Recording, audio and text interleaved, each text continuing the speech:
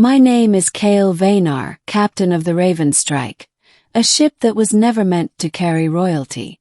I've been a soldier for the United Terran Guard for 15 years. Most of that time, I've seen nothing but the broken remains of peace treaties and the endless void of space lit up by weapons fire. I thought I'd signed up to protect humanity. Instead, I found myself obeying politicians who measured life in resources and alliances. When High Command summoned me, I expected another escort run, another mission where my ship and crew were just pawns in their games. But then Admiral Dorian slid a file across the table, its cover flashing with the seal of the Alliance of Worlds. "Captain Vaynar," he said, voice sharp as a plasma blade, "you're to protect Princess Serenia of Kyrales. She is the last heir of her line. Her survival is paramount." I almost laughed. Protecting alien royalty. That was the job for diplomatic envoys or ceremonial guards, not a worn-down war captain like me. But the look in Dorian's eyes killed my humor. "She must arrive alive at the Accord Summit," he continued. "If she doesn't, the peace negotiations fail. And if that happens, war spreads across the Outer Rim." I saluted, though every bone in my body resisted. Orders were orders. What I didn't know yet was that the princess wasn't looking for a bodyguard. She was looking for an accomplice. The princess. The first time I saw Princess Serenia, I thought she was made of starlight. Her skin shimmered with a faint opalescent glow, a trait of her people who were born near the twin suns of Kyrales. Her eyes, a pale violet, seemed to look right through me, not with arrogance, but with a kind of measured sorrow.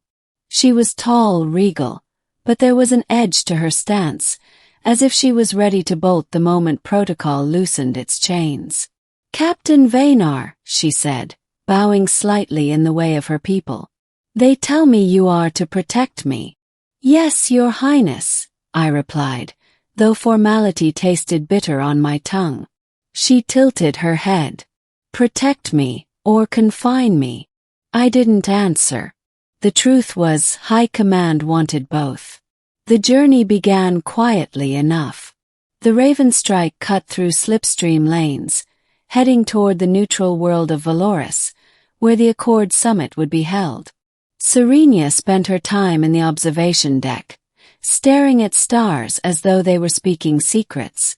My crew, hardened veterans, treated her with a mix of awe and suspicion. On the third night, she approached me directly. "Captain," she whispered, "I need to ask you something.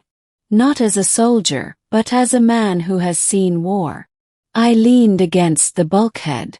"Go on. Will you help me escape?" The revelation. Her request slammed into me harder than any plasma round. "Escape," I repeated. "You realize if you vanish, the Accord collapses. Millions could die." Her violet eyes flickered with anguish. "If I attend the summit, I'll be forced into a binding pact with the Terran Chancellor. It isn't peace they want, it's my crown.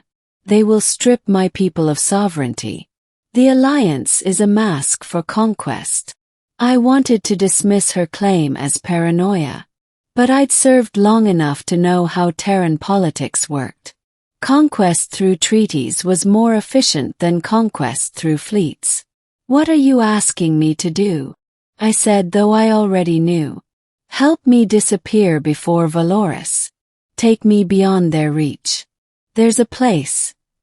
The Sanctuary Nebula. My people have hidden colonies there.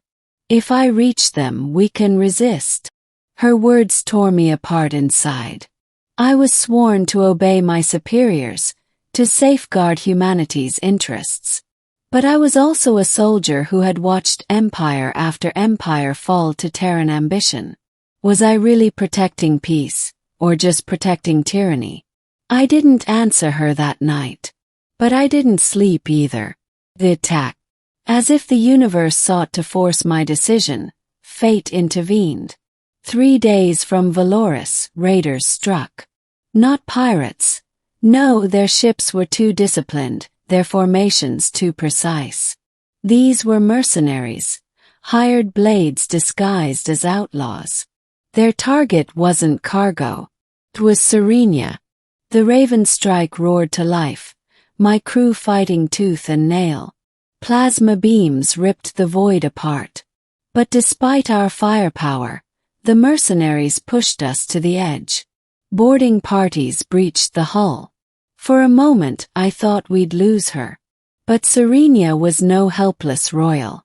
She fought beside my crew with a grace that stunned even me. Her people were trained from youth in psionic arts, and she wielded them with terrifying precision. Bolts of kinetic force flung mercenaries back as she shielded wounded soldiers. When we finally drove them off, the Raven strike was limping. Casualties piled in the medbay. And in the aftermath, I found Serenia waiting in my quarters. "You saw it," she said, her voice low. "They will never let me live free.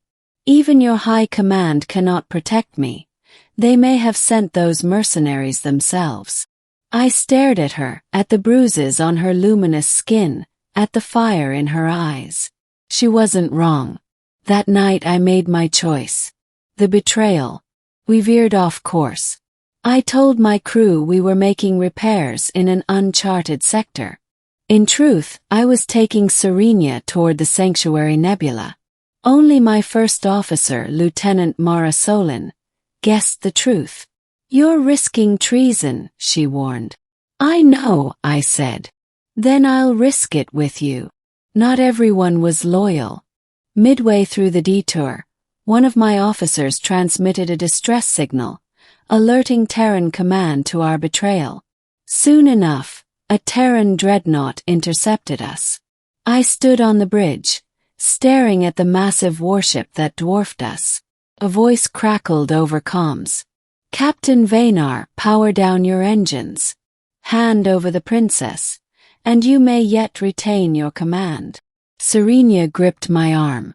"Kale, if they take me, the future is lost." I looked at her, then at my crew who waited for my word. Finally I spoke. "Helm, bring us into the nebula. All power to shields." The Raven strike plunged into the swirling maelstrom of ionized gas, lightning storms flaring around us. The dreadnought pursued, weapons blazing. Every second felt like eternity. "Kale," Serenia whispered beside me, "if we don't make it, I want you to know, I never wanted to ask you to choose between duty and freedom. But I'm glad you did." The words lodged in my chest like shrapnel. Choice. We couldn't outrun the dreadnought. Their firepower chewed our shields apart. Desperation clawed at me. Then Serenia placed her hands against the console, her body glowing brighter. "There's one chance," she said. "I can channel my psionic energy into the ship's core. It will overload the engines, creating a slipstream burst strong enough to fling us beyond their reach. But I may not survive it." I grabbed her wrist. "No. You'll kill yourself." Her eyes softened. "Better my life than my people's freedom." In that moment, I realized what she was truly asking. Not just escape. Not just protection. She was asking me to choose her life over her cause, or her cause over her life. I couldn't let her sacrifice herself. I turned to my crew. "Prepare manual overload. We'll do it ourselves." Mara barked orders, engineers scrambling. But the process was too slow. The dreadnought loomed closer, its cannons primed. And then Serenia kissed me. Just once, a fleeting brush of warmth in the chaos. "Forgive me, Kale." Before I could stop her, she poured her energy into the ship. Light erupted, blinding, searing. The Raven strike screamed as engines howled beyond capacity. Space folded, tore, and then silence.